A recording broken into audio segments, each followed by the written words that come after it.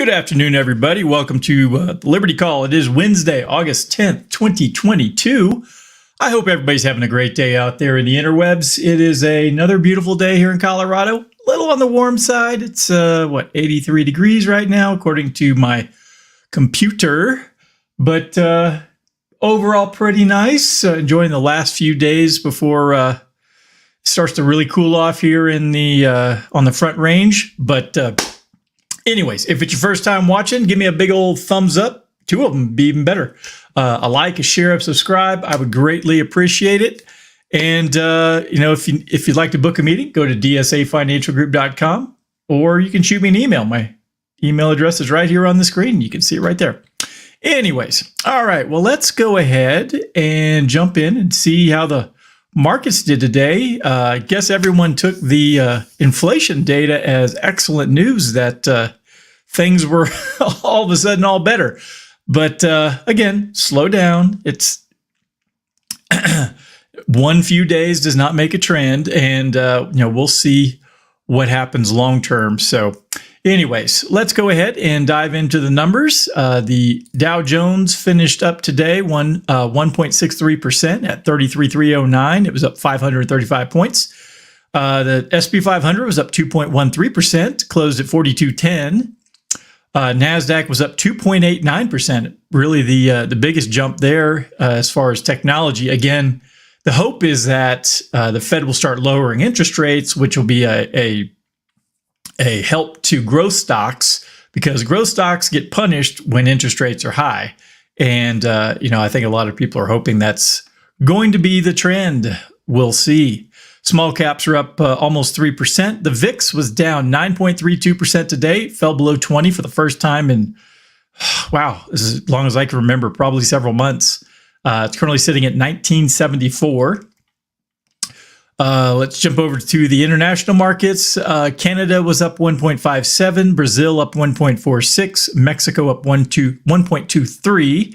Jumped across the Atlantic. Germany was up 1.23 also. The UK up just 0.25%. France up 0.52. The Euro Stoxx up 0.91. Netherlands was up 1.02%. Spain was only up 0.49. Italy up 0.95. Switzerland only up 0.2. And Portugal actually was down 0.5% today. Moving further east, in Russia, the MOEX was up 0.69, while the RTSI was up 0.19. In the Asian markets, Japan, all the Asian markets were red. Japan was down 0.65, Australia down 0.53, New Zealand down 0.61. The Shanghai down in China, the Shanghai was down 0.54, the SCSE component down 0.87, China A50 down 1.3, the DJ Shanghai down 0.72, and the Hang Seng down 1.96, and the Taiwan weighted came in down 0.74. So it looks like the Asian markets kind of took it in the shorts overnight, but the rest of the markets, other than Portugal, everything else was in the green. So again, some good news that it does appear that, at least for now, the inflation does appear to be slowing down. But it could be just a blip. Let's not get too ahead of ourselves. I got some data to share in just a few minutes as far as what that really looks like and what actual, sectors of the economy are actually slowing down on the inflation, and which ones are still continuing to trend in an upward trend. All right, well, let's go ahead and read through today's market cap or recap. S&P 500 rides tech rally as easing inflation pushes U.S. yields lower. The S&P 500 jumped Wednesday, led by tech on falling U.S. Treasury yields as data pointing to signs that inflation may be nearing a peak, ease fears that the Federal Reserve will have to continue with aggressive rate hikes. The U.S. Consumer Price Index, a measure of inflation, was flat in June compared with expectations for a 0.2% rise. In the 12 months through July, headline inflation eased to 8.5% from 9.1 in June, but was still the highest since 1981. The data suggested that inflation, quote, passed its peak, Commerce Bank said, as the, quote, collapse in the price of gasoline played a decisive role, end quote. U.S. Treasury yields slumped as investors bet on a less hawkish Fed, with the 2-year Treasury yield, which is sensitive to Fed rate hikes, slipped more than 2%. Tech stocks, which have had a rocky start to the week, following pressure from falling chip stocks this week, were aided by falling Treasury yields, which make valuations on growth stocks like tech more attractive. Google, parent Alphabet, and Meta led the gains for big tech, while Apple and Microsoft were up more than 2% each. Twitter, meanwhile, gained more than 2% on bets that the social media giant may win its legal battle with Tesla chief executive Elon Musk to force the billionaire to complete his $44 billion deal to buy the company. My own personal thought there is Elon's going to get the price that he wants. Twitter's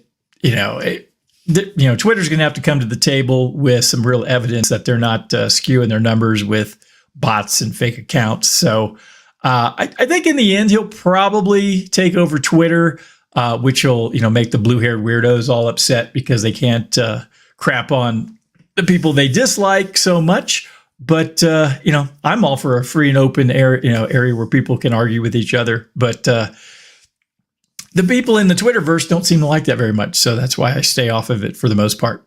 Plus, I get banned. I've gotten enough trouble on Facebook.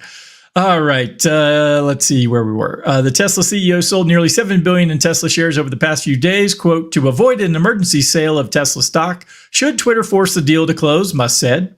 Quote, the chances of a Twitter deal are now more likely, Wedbush analyst Daniel Ives said, and raised the price target on Twitter to $50 from $30, reflecting the higher chances the deal now ultimately closes, end quote. Financials, mostly banks, were also in the ascendancy as the Treasury yield curve steepened, though remained inverted, pointing to ongoing fears of a recession, albeit a milder downturn somewhat. Following the latest inflation data and strong jobs reports last week, the 2-year Treasury yield The 2-year Treasury yield over 10-year Treasury yield steepened to 40 basis points following a dip to lower than negative 50 basis points intraday. Signature Bank, Synchrony Financial, and SVB Financial were among the biggest gainers, with the latter up more than 9%. Energy stocks lagged the broader market move higher as oil prices paired some early day gains after data showing U.S. weekly inventories jumped by more than expected, 5.5 million barrels last week. In other news, Coinbase Global climbed 7% as the crypto exchange operator's wider than expected loss was overshadowed by a jump in Bitcoin. All right. So again, some good news. Not everything is terrible out there, just most of it. All right, let's go ahead and read through an article here on the U.S. consumer price growth, unchanged for July. Let's see what they have to say.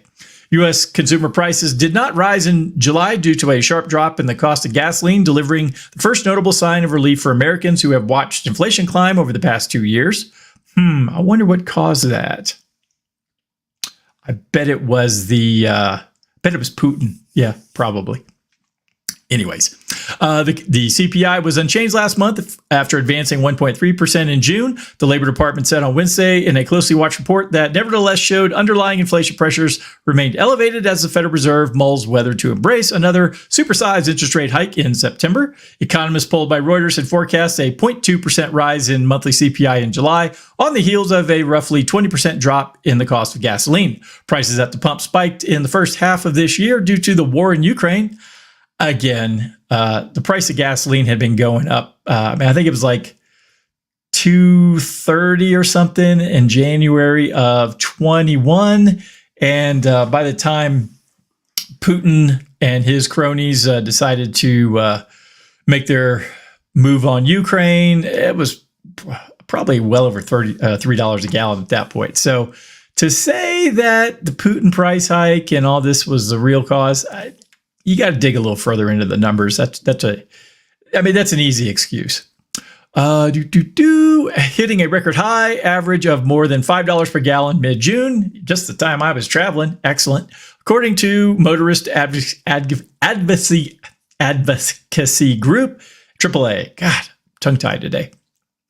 But the Fed has indicated that several monthly declines in CPI growth will be needed before it lets up on the increasingly aggressive monetary policy tightening it has delivered to tame inflation, currently running at 4-decade highs. U.S. consumer prices have been surging due to a number of factors, including snarled global supply chains, massive government stimulus early in the COVID-19 pandemic, and Russia's invasion of Ukraine.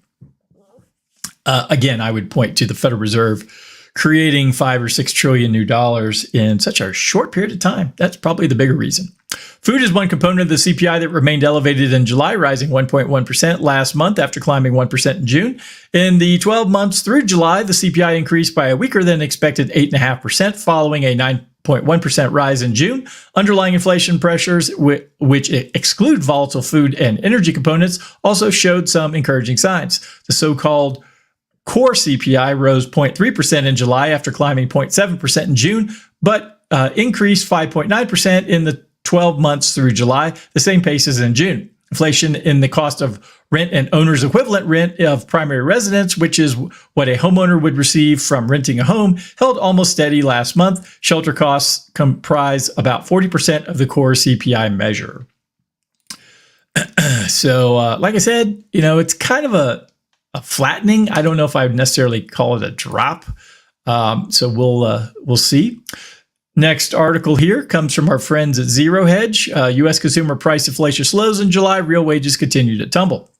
Let's see here. While economists expected another modest rise in inflation on a month-over-month basis, if far below the 1.3% surge in June, the headline U.S. consumer price inflation was expected to slow from 9.1 year over year to 8.7 year over year in July, but it actually slowed significantly more than expected to 8.5% year over year, or flat month over month, ending a 16-month streak of month-over-month gains. Core CPI, excluding food and energy, however, was expected to reaccelerate, rising from 5.9 year-over-year to 6.1, but instead it continued to decelerate to 5.9 year-over-year. So basically, like I said, core is flat. Services inflation continued to rise, but energy and goods prices slowed down. So that's some good news there. And as energy prices tumbled month over month, you can see that big drop in the cost of energy, driven by plunging gasoline prices. Again, I think anyone who's been driving around probably has seen a slight reduction in their fuel costs. But 20% down from the highs that we were at really doesn't still feel all that great. The full breakdown: fuel oil down 11% and gasoline down 7.7% were the biggest drivers. But shelter costs continued to rise at 0.5% month over month. The shelter index continued to rise, but did post a smaller increase than the prior month, increasing 0.5% in July compared to a 0.6% increase in June. The rent index rose 0.7% in July, and the owner's equivalent rent index rose 0.6%. The index for lodging away from home continued to decline, falling 2.7% in July after a 2.8% decrease in June. The shelter index rose 5.7% over the last year, accounting for 40% of the total increase in all items less food and energy. This was partially offset by a modest drop in used car prices. Finally, and perhaps most importantly, real average weekly earnings continue to plunge, now down 16 straight months as inflation eats away at any wage gains. And that's why, it's not so much how much you make. There was an article this morning about Denver raising the minimum wage up to, I think, like $17 or $18 an hour.